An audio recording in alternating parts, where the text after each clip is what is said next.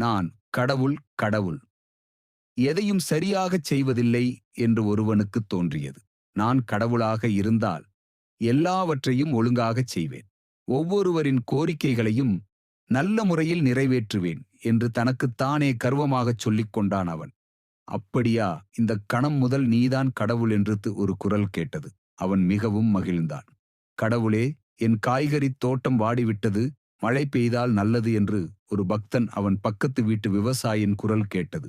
மழை பெய்யட்டும் என்றான் புதுக்கடவுள். உடனே மழை பெய்தது.